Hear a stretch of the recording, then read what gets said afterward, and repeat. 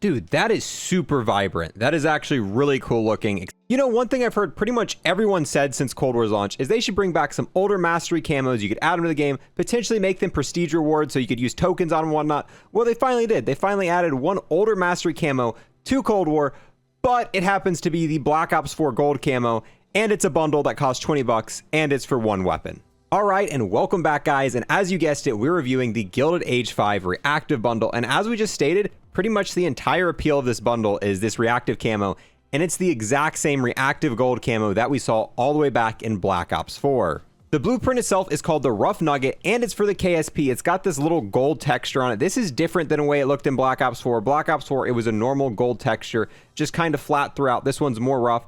But if we look at the reactive tiers, it starts off with this white tier, and then it goes to a purple tier, and then to the golden tier. Back in Black Ops 4, if you were to use a weapon with the golden camo on it and get a triple kill, you would get the same golden effect you see all the way on tier 3 with this reactive camo. And if you were able to get a quad kill after getting the triple kill, you would get the purple effect you see on the tier 2 version of this reactive camo.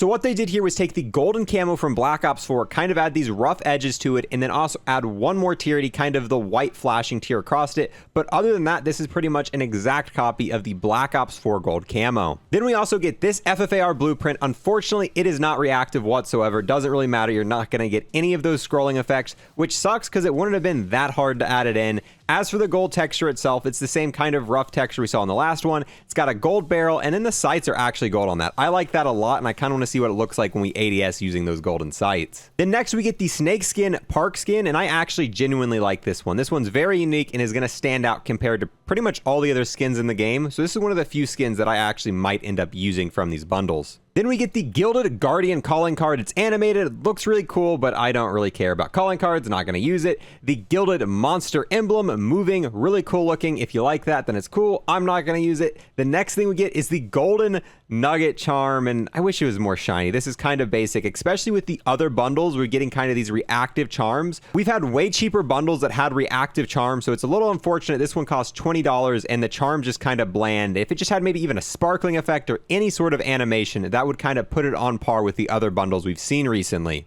Next is the Gilded Air Vehicle skin, and I really wish we could use these in zombies. If you were able to kind of skin the chopper that picks you up when you exfil, that would be really cool, but as a zombies player, you're never going to see this even with how cool it looks. Maybe if you play, you know, the multiplayer modes, this is going to look cool for you, but as a zombies player, yeah, it just kind of, it's nice we're getting it, but when am I going to get to use this? And last but not least, you get the Scheming Gesture, and I actually kind of like this. This one's one of the better looking gestures. I might actually keep this as one of the slots. I like the fact that they're starting to add more and more cool gestures into these bundles, because unlike a lot of the calling cards and emblems, I actually at some point in time use these gestures in game, unlike a lot of this stuff. And now with all that being said, let's go ahead, buy the bundle, adding even another bundle to our account. The way we're going to kind of structure this video, first I'm going to hop into zombies, test out all the reactiveness of this variant right here. We're going to Pack-a-Punch it, see how both these look with the Pack-a-Punch camos. Then we're going to hop into multiplayer and kind of see how gold, diamond, DM Ultra, diamond look on these. I'm actually very interested to see how mastery camos look on these, because this already is a mastery camo. It's already gold by itself. So maybe adding gold to it makes it look even cooler. Maybe DM Ultra and Dark Aether are going to look cool. I really don't know what to expect when putting mastery camos on these boys right here. And now here we are loaded into FIREBASE-Z with the brand new KSP variant. And right off the bat, I'm really not too impressed with this. It looks just like a gold camo with maybe additional gold attachments, but it's a little bit more texturized than the gold camo. But at the end of the day, it's not really worth the $20 if you already have the gold camo for this. But let's get it reactive and see how good it looks as we get more and more reactive tiers. And testing it out, looking at it in game, the Golden Nugget Charm is definitely not animated in any way, which is a little disappointing, but that's probably not the reason you're buying this bundle. With that being said, I want to go ahead and get the very first reactive tier for this KSP. To do that, I've got to get kills. While I'm doing that, if you're new here and want to sub, I would greatly appreciate it. Our current goal is 115k subs, which is absolutely ridiculous. And on top of that, I got to give a huge thanks to everyone who's going to like, comment, and watch this video its entirety. Those three things help me and my channel out greatly. Come on, this kill should be it. There we go. Actually, that is really cool looking. That is a lot more vibrant than I thought I would. That moves a lot quicker than what it did in Black Ops 4. Oh, dude, we got to turn power on so the flashlights don't affect this, but that is really fast moving. This is the one tier that actually wasn't in Black Ops 4. Black Ops 4 had the yellow and the purple tier, but it didn't have this white tier, and that's more reactive than I originally thought it was going to be. So I'm definitely kind of excited to get the other two tiers of the weapon, and let's not go down. Let's not go down. Come on, knife. Knife. Oh, no.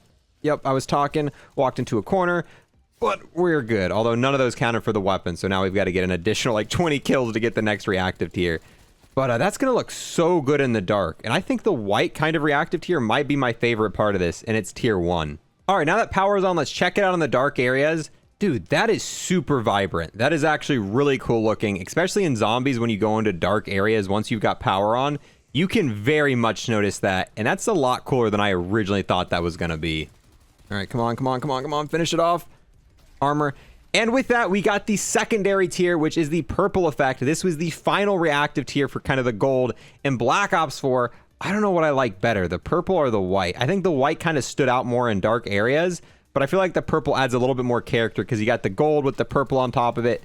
Dude, I don't know if that was an upgrade or a downgrade, but I honestly like how fast and how vibrant both of these are, and I didn't really expect that when we started off loading into this game. It even affects the reticle with it, so when you're ADSing with this weapon, you can still tell it's reactive, and you got the purple kind of effect going around the entire time you're looking down the sight. That is pretty freaking cool. Come on. Come on. Oh, there we go. And this right here is the final tier for this KSP variant.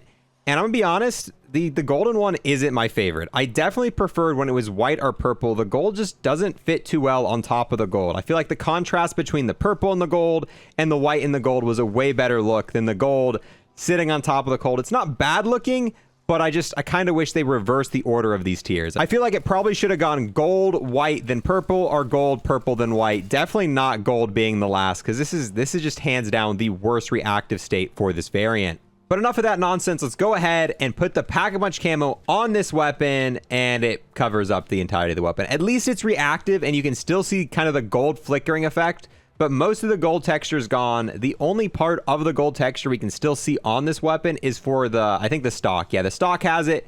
The handle has it. The suppressor has it if you keep the suppressor on the weapon, but the entire body of the gun that was covered in that gold texture is completely covered up by the Pack-a-Punch camo. Now we're loaded into D Machina, and this is the FFAR variant, and I think the base version of this looks so much better than the KSP. I really wish this was the reactive camo, because the gold's so much more vibrant on this, it covers up so much more of the weapon, and it's a lot more meta in zombies. If this was kind of the reactive version in this variant, I think it'd be so much more worth it than the KSP, just because it looks better, and this is a way more viable weapon to be using in zombies, especially for higher rounds. I mean, even using the scope, when you ADS with the scope, the way this scope looks, it just completely golded out.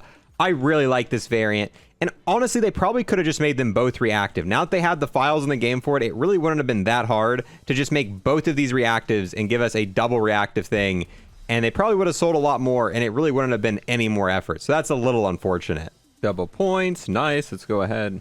1, 2, 3, 4, 5, 6, 7. And now we have enough to go ahead and Pack-a-Punch the FFAR. And just like the KSP, it covers up the entirety of the weapon. And you can no longer tell that this is even a variant. Let's go on the light. It does look like it keeps the little nugget in the front, the gold text that says nugget.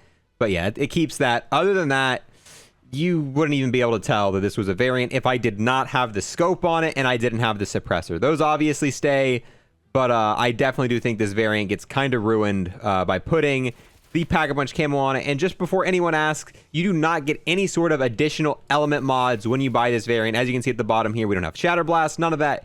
These bundles do not come with any, and nor would the theme really match any. I don't even know what I would give these if we were going to give it an element mod.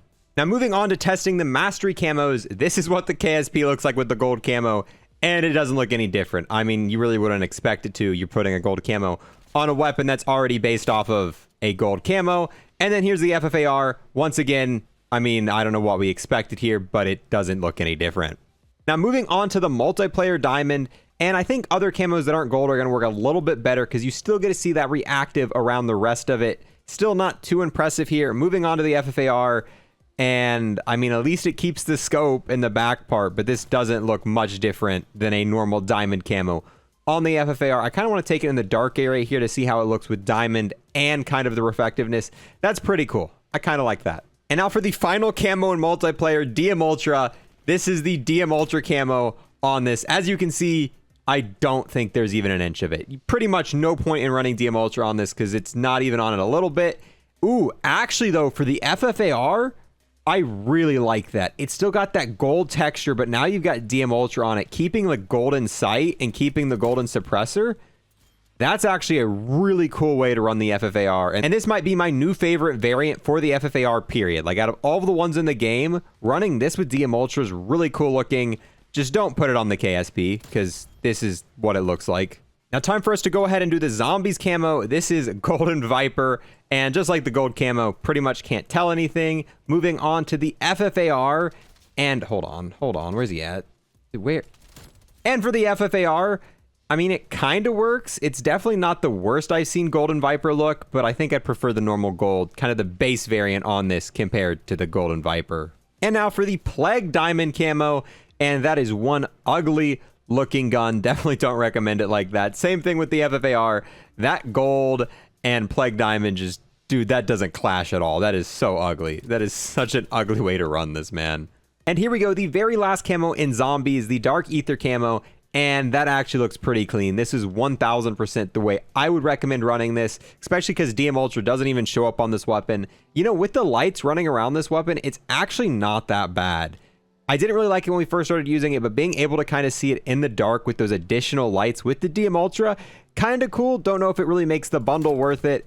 And then here we have the FFAR, and it's cool. It just doesn't keep any of the textures like the DM Ultra one did. So when it comes down to the KSP, I'm going to recommend using the Dark Aether camo. And then for the FFAR, the DM Ultra looks super, super clean on this weapon, boys. But yeah, that's going to be the entire review for this. And overall, I don't really know how I feel about it. This is the Gilded Tier 5. There's a few good things about it. The Park skin looks kind of cool. If you're running the right camos, like the Dark Aether skin on the KSP and the DM Ultra skin on the FFAR. But I mean, other than that, this is kind of a lackluster bundle. And for $20, I really have a hard time recommend getting this when there's so many other bundles in the game that are going to give you kind of stat changing weapons and zombies and stuff like this. And this one really doesn't bring anything extra to the table. And it's a little disappointing. They're finally adding a mastery camo back from a previous Call of Duty, one of the reactive Black Ops 4 camos that people love. But now it's 20 bucks and you legitimately get it for one weapon. You can pay $20 to get a free camo from Black Ops 4 and it works on one weapon. Yeah, I think overall, I'm going to have to give you guys a pass rating on this bundle. But definitely let me know how you guys feel about this bundle, if you plan on getting this bundle, and what your favorite tier for the KSP. I'd have to say mine's either the white or the purple tier. Definitely not the gold, but maybe you guys have a different opinion, and you think the gold tier for the KSP is the last and best reactive camo for it. With that, I'm going to end this one here. Thank you guys so much for watching, especially all the way to the end, and I will see you guys next time. I want to take the last moment to thank anyone who's became a YouTube member or a Twitch sub, and an extra special thanks to those who have taken it above and beyond. We've got Chef, aka Chief, aka Classified. We've got the man whose name should be really easy to pronounce, Yamasta, and my friend with the most stable PS5 ever, DX2069. All of these people have become Unlock++ members on YouTube. Thank you guys so much, true homies.